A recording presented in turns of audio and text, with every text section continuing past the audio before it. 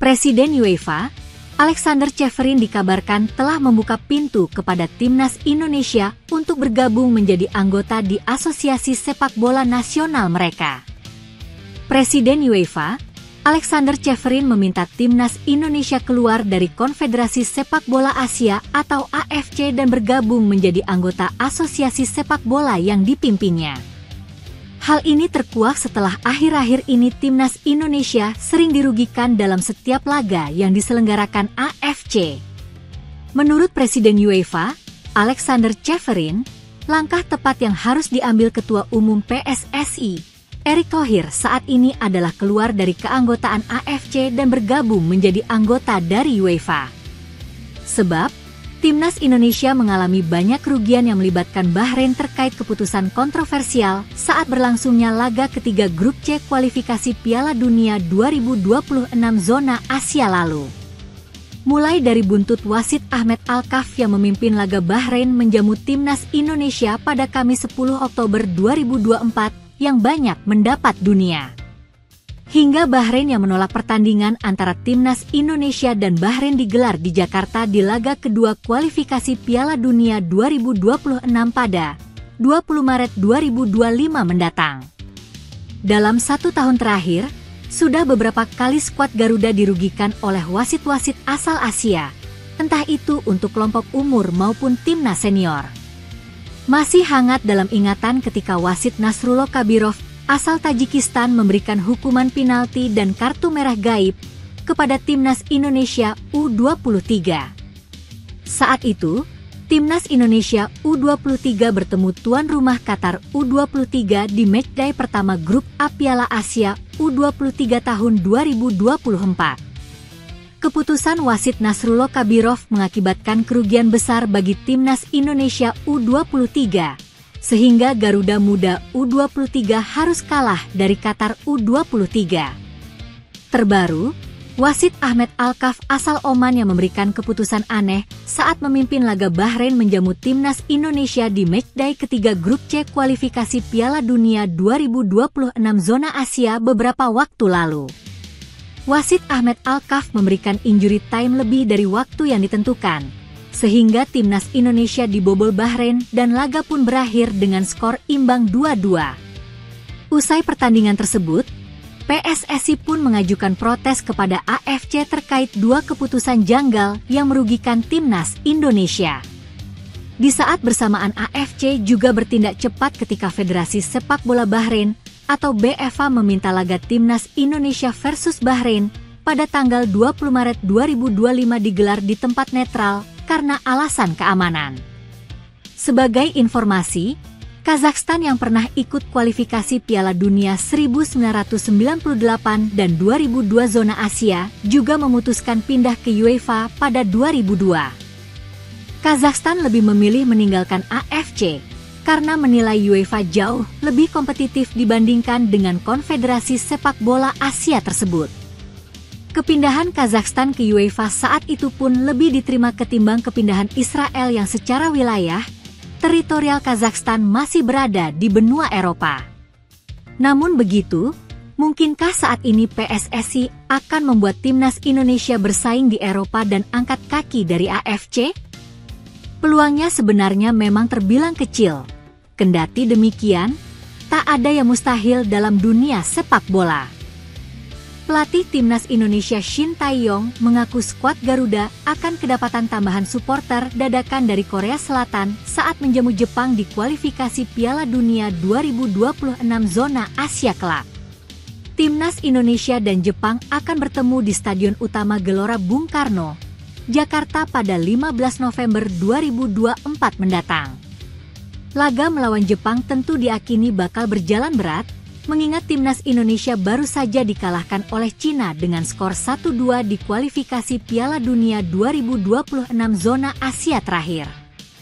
Kini, jelang menjamu Jepang, Shin Tae-yong mengaku timnas Indonesia akan mendapat bala bantuan dari Korea Selatan. Mengingat, Jepang yang juga rival Korea Selatan di wilayah Asia Timur tersebut, membuat warga-warga negara Shin Tae-yong tersebut bakal mendukung timnas Indonesia di kualifikasi Piala Dunia 2026 kelak. Pada 15 November, 2.000 orang Korea Selatan akan bersorak bersama penduduk setempat saat melawan Jepang, diujar pelatih timnas Indonesia, Shin Tae-yong dilansir dari East Plus. Kepada media Korea Selatan tersebut, Shin Tae-yong menyebut semua orang akan menggunakan atribut dan jersey yang serupa dengan para pendukung timnas Indonesia saat melawan Jepang. Semua orang akan mengenakan pakaian yang seragam dan bersorak bersama, tanda Shin Tae-yong.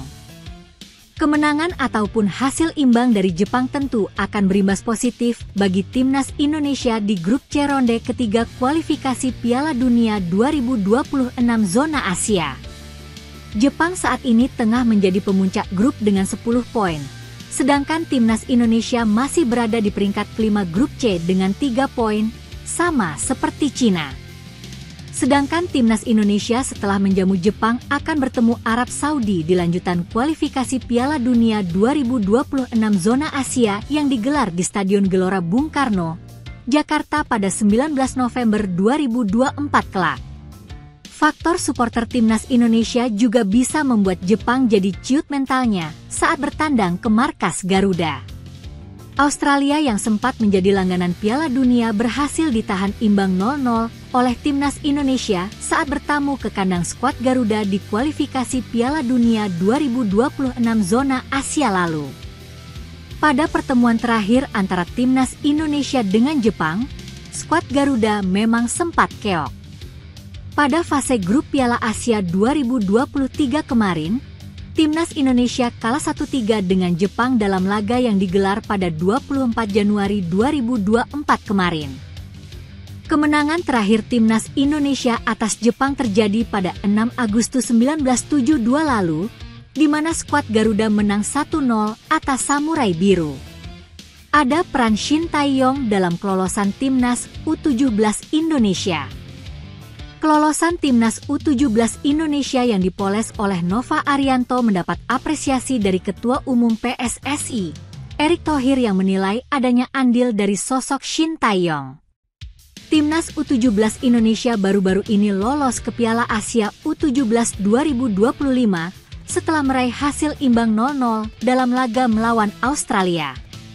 Meski pertandingan melawan Australia menimbulkan sorotan tersendiri, namun timnas U17 Indonesia tetap berhasil lolos ke Piala Asia U17 2025 lewat jalur runner-up terbaik kompetisi level umur bergengsi di Asia tersebut. Lolosnya timnas U17 Indonesia ke Piala Asia U17 2025 sukses mengikuti jejak para seniornya. Sebelumnya, timnas Indonesia senior dan U23 telah berhasil memastikan diri lolos ke Piala Asia edisi terdekat. Kini, Erick Thohir selaku Ketua Umum PSSI tengah memberikan apresiasi kepada seluruh tim pelatih, pemain dan para ofisial dari timnas U17 Indonesia.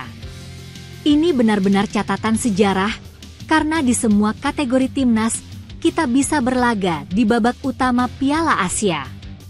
Ini bukti level kita sudah naik dalam waktu yang relatif singkat.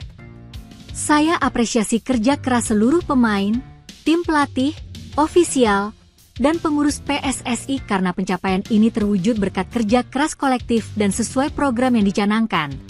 Tutur Ketua Umum PSSI Erick Thohir terkait kelolosan timnas U17 Indonesia, dikutip dari laman resmi PSSI pada Senin 28 Oktober.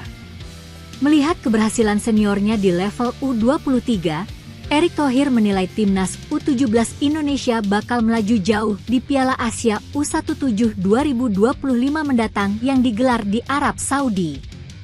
Timnas U23 telah membuktikan bahwa sebagai debutan bisa melaju ke semifinal dengan mengalahkan tim-tim kuat seperti Australia, Jordan, dan Korsel.